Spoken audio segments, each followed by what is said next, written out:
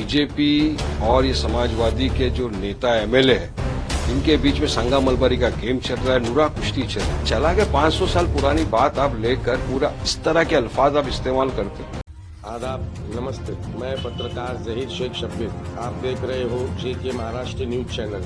अगर आप हमारे चैनल पे नए हो और चाहते हो कि हर खबर आप तक सबसे पहले पहुंचे, तो आप हमारे चैनल को सब्सक्राइब जरूर करें और बेल आइकॉन दबाना ना भूलें। उनका बयान बहुत ही गलत है और निंदाजनक है। जिन्होंने जो औरंगजेब ने छत्रपति संभाजी महाराज को 40 दिन इनका हलाल किया है, अत्याचार किया है, उनके नाखून निकाले, आंख निकाले, चमड़ी उधेड़ दी, जीभ जबान काट दी, ऐसे औरंगजेब को अच्छा कहना ये तो महापाप है।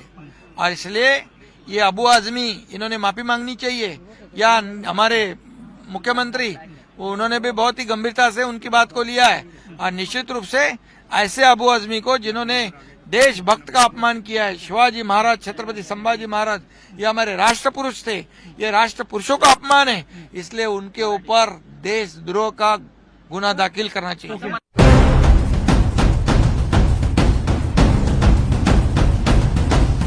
देखिए, छत्रपति शिवाजी महाराज, छत्रपति संभाजी महाराज की हम सब इज्जत करते हैं।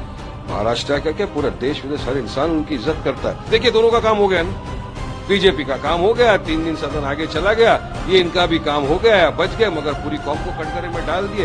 एक नफरत का वातावरण पूरा फैला के बैठ गई है। देखिए, महाराष्ट्र में हो या देश में एक पैटर्न दिख रहा है हमको कि महाराष्ट्र के अंदर बीजेपी और ये समाजवादी के जो नेता एमएलए हैं, इनके बीच में संगा मलबारी का गेम चल रहा है, नूरा कुश्ती चल रही है। काफी वक्त से देखा जा रहा है। यही नहीं, विधानसभा का जब चुनाव आया था महाराष्ट्र में, उस वक्त यही समाजवादी महाविकास आघाड़ी का हिस्सा थे। महाविकास आघाड़ी के ही आदित्य ठाकरे ने पूरे मीडिया को कहा है कि महाराष्ट्र विधानसभा के चुनाव के वक्त भी इन्होंने पूरी तरह से बीजेपी का समर्थन किया था। बीजेपी की बी टीम थी ये एसपी वाले, तब से अभी भी यही है। आपको पता होना चाहिए कि महाराष्ट्र के अंदर फिलहाल इतने सीरियस मुद्दे, बजट सेशन इतना इंपॉर्टेंट था। यहां पर पुणे का जो स्वारगेट रेप केस हुआ था उस पर चर्चा होनी थी। वो जो आर्थिक बहिष्कार करने की आप काशीनाथ मेला के अंदर करे तो उस पर चर्चा होनी थी। जो दिन दहाड़े घर में घुस के चाकू से हथियार से यूज किया जा रहा है, चर्चाएं काफी होने वाली थी। बीजेपी सरकार को पूरी तरह घेरा जा सकता था इस सदन में, मगर क्या होता है कि बजट के पहले ही दिन सुबह में ये आते हैं, 500 साल पुरानी बात, इररिलेवेंट टॉपिक के ऊपर एक ऐसा बयान देते हैं। सब स्क्रिप्टेड होता है ये। आप ऐसा बोलना जिससे महाराष्ट्र के अंदर भी हलचल मच जाएगी, भारत में, देश में भी हलचल मच जाएगी, आप बोल दो। क्योंकि मैं तो आपके माध्यम से सुनता हूं सबके भाई, आप कुछ वो ईडी के भी मसले हैं इनके, तो वो सब भी बचाने के लिए अपने आप को, पूरी कौम को कटघरे में खड़ा कर दिया। अरे चला गया 500 साल पुरानी बात आप लेकर पूरा इस तरह के अल्फाज आप इस्तेमाल करते हो। देखिए, छत्रपति शिवाजी महाराज, छत्रपति संभाजी महाराज की हम सब इज्जत करते हैं। महाराष्ट्र का क्या पूरा देश विदेश हर इंसान उनकी इज्जत करता है। आपको जो भी है, हिस्टोरियन है जो भी, तो आपको अगर बोलना नहीं आता तो किसने कहा आपको इस तरह की फालतू बकवास करो। आज रमजान का महीना चल रहा है, अगर कहीं पर भी कुछ होता है अनटोवर्ड इंसिडेंट कुछ, तो पूरी जवाबदारी ये महाराष्ट्र के समाजवादी पार्टी के एमएलए और बीजेपी सरकार की होगी। अब देखिए, दोनों का काम हो गया ना। बीजेपी का काम हो गया, 3 दिन सदन आगे चला गया, ये इनका भी काम हो गया, बच गए, मगर पूरी कौम को कटघरे में डाल दिए। एक नफरत का वातावरण पूरा फैला के बैठ गई है।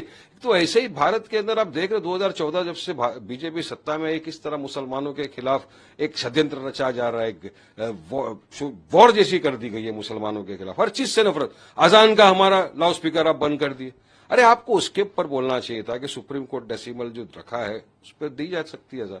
आपने सारे मुद्दों से पूरा फायदा बीजेपी को आपने पहुंचा दिया।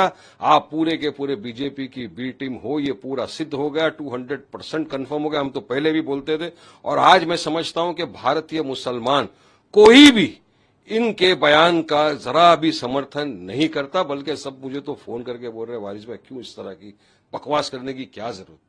विकास का मुद्दा उठाना था, डेवलपमेंट की बात करना था, लॉ एंड ऑर्डर सिचुएशन जो महाराष्ट्र में बिगड़ता जा रहा है उस पर सरकार को घेरना था, आपको सवाल करना था। ये सारी चीज में आपने सरकार को फायदा पहुंचा दिया। तो ये तो आपके फायदे के लिए आपने पूरा काम कर दिया बीजेपी का।